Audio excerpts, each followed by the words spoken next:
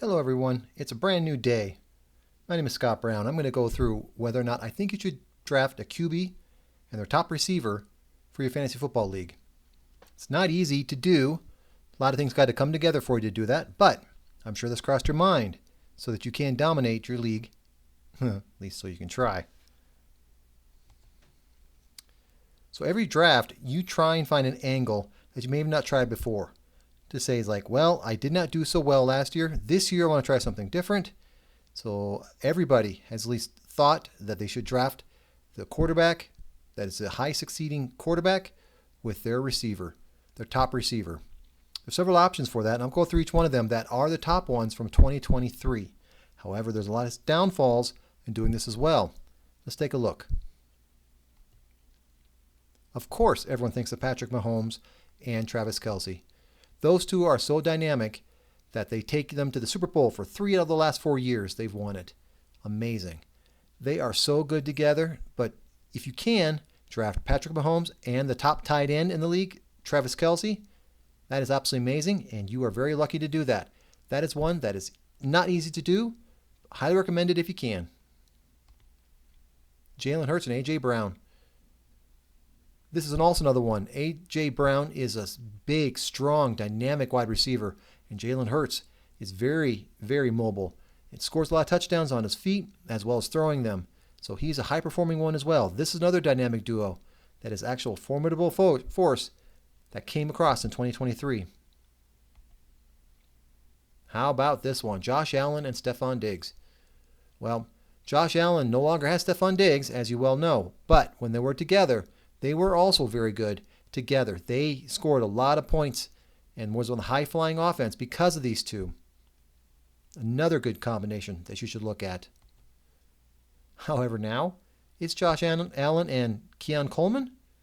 That's their top draft pick this year to replace Stefon Diggs. So I don't know if that's going to work out the same. However, that may be an underdog one that you probably pick up late in your draft if you wanted to. And Joe Burrow and Jamar Chase. Jamar, I think, has settled out his contract dispute and will be playing in this upcoming weekend. However, he has had very little playing time in the preseason. For a veteran, that's not as much as getting to game shape. But Joe Burrow has also had an injury history throughout his career. He's coming off of not only wrist injuries and multiples across his entire body, but this is also a fantastic duo that got to the Super Bowl a few years ago. Another good combo if you can pick them up. How about Justin Jefferson and Kirk Cousins? Again, these two are not together. Kirk Cousins is now down in Atlanta. But that does not stop Justin Jefferson from being the top wide receiver in the league. He's fast. His hands are unbelievable. Always gets open. So, how about Justin Jefferson and Sam Darnold? This one may end up being the underdog pickup of the year. Sam Darnold is in career rehab at this point in time, and hopefully the Minnesota Vikings can turn his career around, and Justin Jefferson will have just as good a career going forward with Sam Darnold, soon to be J.J. McCarthy.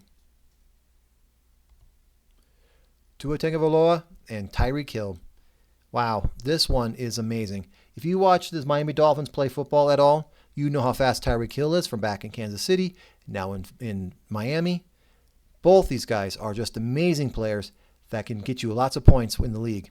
If you can get both of them together, I would highly recommend it because this team is fun to watch. And finally, how about Lamar Jackson and Mark Andrews? Another quarterback tight end combination that actually have a very good chemistry together. Lamar Jackson is another dynamic running quarterback that actually can get you a lot of points, not only from running and getting into the touch end zone running, but also throwing it to Mark Andrews, one of his favorite targets in the red zone. So the question is, should you try this approach? Well, there's lots of things you got to remember. You got to make sure that they are both healthy and stay healthy. As I mentioned earlier about Joe Burrow, he has health issues that have taken place with it. So has Tua Tagovailoa. Both of them have been off the field for extended periods. Tua has been a little bit better in the last recent years from the concussions. However, you never know what's going to happen in the NFL season. So each week, as you get to the bye week, that will also hamstring you because two of your best players are going to be on the bench. You won't be able to play them if they're both on the same team. As you can tell, that would also pretty much guarantee you to have a loss at the end of that particular week. So there's also changes in coaches and personnel and offensive lines, and even the defense can change the chemistry within the offense either, because maybe the defense is so good that the other team doesn't have to score as many points. Things like that can all take place.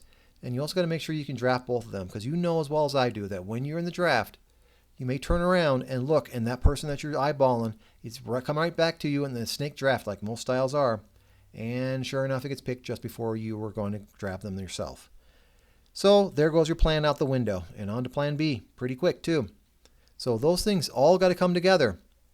So remember, the past performance of the previous year does not necessarily guarantee the same results in this upcoming season. So it's always a gamble whenever you're doing that, because there's lots of luck when you're playing fantasy football. So my suggestion, I've done this before. I've actually done picking up the quarterback and the top wide receiver, and it sounded really good. However, things never work out like you plan. So if you can grab them, fantastic, great, give it a try, and hopefully things work out for you. However, there's lots of drawbacks that comes along with it too. You must be aware as you're going forward. So should you go this route? My recommendation is maybe. I know that's wishy-washy, but that's all I can recommend at this point in time. It's maybe. If you can get Tyreek Hill and Tua, fantastic. If you can get Travis Kelce and Patrick Mahomes, fantastic. Beyond that, I would probably not go that route. Thank you so much for watching this video. There'll be more coming up here. I'm going to do like everybody else. Subscribe, help me out. I'm just starting out here. So these videos are going to come along. They're going to get better, I promise you. You know, it always starts out, it gets a little clunky.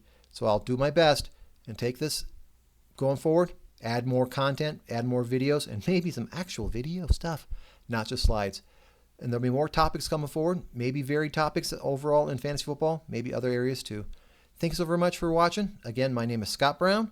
So good to hear from you, and I'll talk to you soon.